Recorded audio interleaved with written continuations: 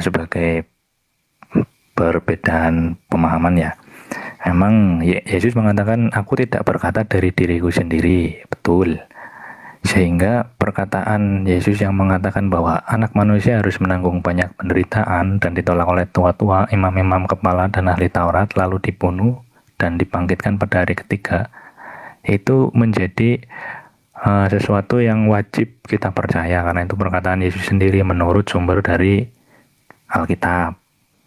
Nah, karena pernyataan ini digenapi oleh Yesus pada peristiwanya disalibkan, maka muncullah gelar Yesus sebagai Tuhan. Karena secara normalnya, umumnya tidak ada manusia yang mengetahui tentang bagaimana dia wafat atau kapan, begitu. Sehingga gelar Tuhan ini muncul atau dinisbatkan. Nah, saya mau bertanya lagi soal tadi disinggung juga mengenai penghapusan dosa, mungkin temanya agak bergeser. Saya mau bertanya begini, bagaimana di dalam Islam mengajarkan orang untuk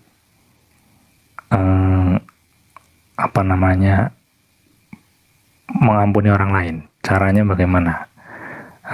Cara di dalam Muslim mengajarkan untuk mengampuni orang lain. Begitu, Pak Suma. Berarti ini dilihat sudut pandangnya dari korban ya. Gitu, Pak Suma. Maksudnya gimana itu, Bang? Jadi misalkan ada peristiwa perbuatan kejahatan, kita sebagai korban, bagaimana respon kita sebagai korban terhadap orang yang berbuat jahat sama kita? Oh iya. Iya. Ya, baik. Kalau di dalam Al-Quran itu, Bapak, di dalam surah Al-Baqarah ayat 153 atau Ali Imran ayat 134, itu sangat jelas perintahnya untuk memaafkan. Memaafkan. Sama seperti di kitab saudara, Bapak tidak akan mengampuni dosamu sebelum kamu mengampuni dosa orang lain. Memaafkan. Jadi kalau kemudian dikatakan bahwasanya penghapusan dosa itu harus ada korban manusia, itu nggak ada dalam ajaran para nabi. Kalau tradisi dalam syariat Yahudi, yes, Keluaran 29 nomor 14 misalnya, atau imamat, itu sangat jelas tuh. Atau di dalam Matius 8 nomor 4, Yesus mengajarkan untuk melakukan persembahan sama seperti persembahan yang dilakukan oleh Nabi Musa. Apa itu? Hewan berkurban. Tetapi dalam perspektif pengampunan dosa terhadap kesalahan orang lain terhadap kita, Allah menggambarkan untuk menjadi seorang pemaaf. Itu jelas itu. Al-Quran mengatakan itu. Rasul Muhammad SAW juga mengajarkan itu. Bagaimana kemudian kita mengampuni dosa orang lain? Wasari'u ila magfiratim min rabbikum wa jannatin arduhas samawati wal ard uiddat lil muttaqin. Perintahnya seperti itu.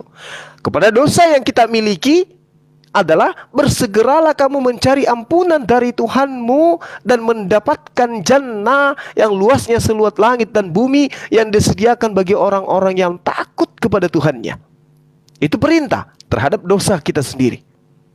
Nah, lalu kemudian dosa terhadap orang lain diterangkan di dalam Al-Quran, alladzina yunfikuna fis sarra'i wad dharra'i wal kasiminal gaiza wal afina, ya. Itu sangat jelas afina aninas. Ya, sorry, saya agak lupa dalilnya. Wallahu yuhibbul muhsinin.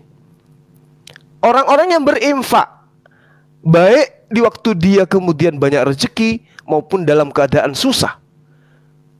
Dan orang-orang yang menahan amarahnya. Dan orang-orang yang memaafkan orang lain.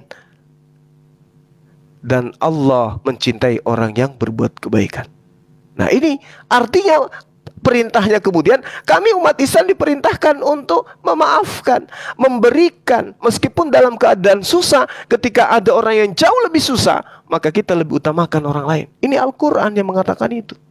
Ya ayyuhalladzina amanu inna min azwajikum wa auladikum, dan seterusnya. Wahai orang-orang yang beriman, sesungguhnya di antara pasangan-pasanganmu dan anak-anakmu yang menjadi musuh bagimu. maka berhati-hatilah kamu terhadap mereka. Dan jika kamu memaafkan dan kamu santuni serta ampuni mereka, maka sungguh Allah Maha Pengampun, Maha Penyayang. Ini perintah Al-Quran. Perintah untuk memaafkan. Ya. Jadilah pemaaf dan suruhlah orang mengerjakan yang ma'ruf, serta jangan pedulikan orang-orang yang bodoh. Ini yang diterangkan kemudian oleh Islam, oleh Al-Quranul Karim, oleh baginda Rasulullah Muhammad SAW melalui Al-Quranul Karim, surah Al-A'raf ayat 199, kusil afwa wa murbi urfi warid anil jahilun. Jadilah pemaaf.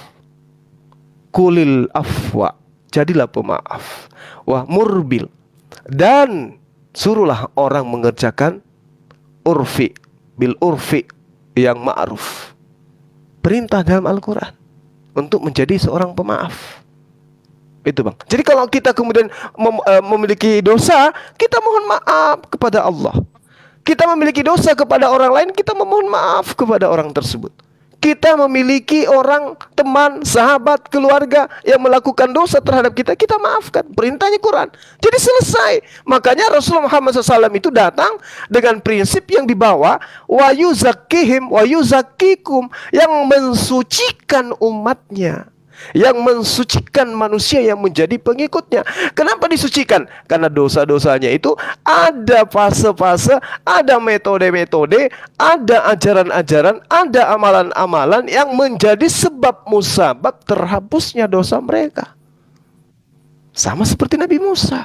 Ketika kaumnya berdosa, didamaikan dosa itu dengan kurban. Baginda Rasul Muhammad SAW didamaikan dosa-dosa itu dengan memaafkan.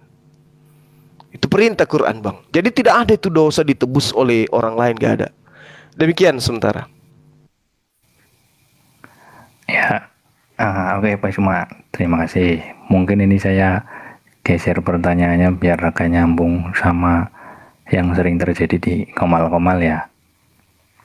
Pertanyaan saya kan tadi tentang dari sudut pandang si korban. Bagaimana seharusnya bertindak di dalam ajaran Islam ketika menghadapi kejahatan.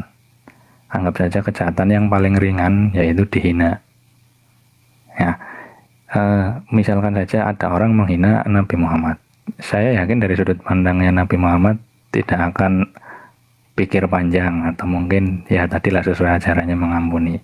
Bagaimana orang yang tidak berada dari bukan Nabi Muhammad sendiri tapi dari pihak lain, orang yang merasa memiliki Nabi Muhammad kemudian melakukan hal-hal yang lain. Kira-kira mungkin ada pandangan lain gitu. Mungkin paham ya maksud saya ya. Agak susah juga sih ngomongnya.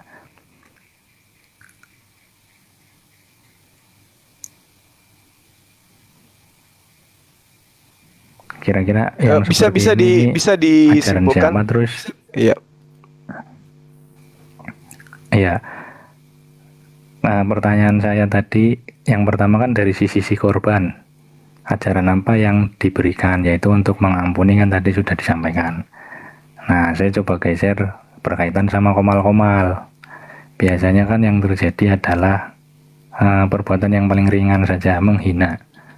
Bagaimana seharusnya sebagai Islam merespon sebuah penghinaan? Kalau misalkan yang dihina kan Nabi Muhammad nih, misalkan saja. Otomatis kalau dari pihaknya Nabi Muhammad sendiri, seandainya pun sekarang masih ada, mungkin tidak pikir panjang untuk responnya ya. Bahkan mungkin mengampuni sesuai ajarannya. Bagaimana orang-orang yang sekarang ini bahkan bukan sebagai korban tetapi malah bertindak di luar daripada ajaran, misalkan saya anggap saja oknum-oknum tertentu misalkan ya. Sehingga tindakannya bukannya mengampuni malah misal membalas hinaan lagi. Kira-kira itu dibenarkan atau tidak gitu aja wes. Iya. Jadi kalau di dalam pemahaman kami ya, kondisi di mana Islam itu pertama kali didatangkan melalui perantaraan wahyu kepada baginda Rasul Muhammad SAW, itu adalah posisi di mana ajaran Islam itu belum klop dalam satu kesempurnaan. Dalam arti kata, apa yang diterangkan dalam surah Al-Maidah ayat 3 itu belum kemudian dinyatakan oleh Allah. pada hari ini telah kusempurnakan agamamu dan aku ridha Islam menjadi agama. Itu belum dinyatakan. Kenapa? Pada masa itu Al-Quran masih diwahyukan secara berangsur-angsur. Dan tujuannya adalah sebagai hukum yang harus ditegakkan. Nah, hukum itu sudah tegak. Hukum itu sudah sempurna hari ini. Jadi kalau kemudian ada orang yang memperolok-olok, maka yang berlaku adalah Al-Quran surah Al-Kahfi ayat 29. Wa qulil haqqu mir rabbikum faman syaa'a falyu'min wa man syaa'a falyakfur. Kebenaran itu sudah nyata, sudah sempurna dari Allah. Barang siapa yang mau beriman, tafadhal, silakan. Barang siapa yang menghendaki dirinya kafir, silakan. Allah sudah menggariskan itu. Berbeda pada masa Al-Quran, Islam itu baru diajarkan. Kenapa? Karena hukum-hukum Islam itu harus ditegakkan, harus disampaikan, jangan dihapuskan, jangan dibantah. Layaknya ajaran para nabi terdahulu, dihapuskan, diganti dengan ajaran manusia. Al-Quran gak boleh. Maka oleh karena itulah kemudian siapa yang menentang Al-Quran harus kemudian dilakukan perlawanan. Nabi Musa ditentang ajarannya, Nabi Musa tidak melakukan perlawanan. Yesus ditentang ajarannya, Yesus tidak mampu kemudian melakukan perlawanan. Oleh karena itulah hukum Tuhan yang datang kepada mereka mampu dirubah-rubah oleh manusia yang tegar tengkuk. Itulah yang diterangkan Al-Quran. Celakalah mereka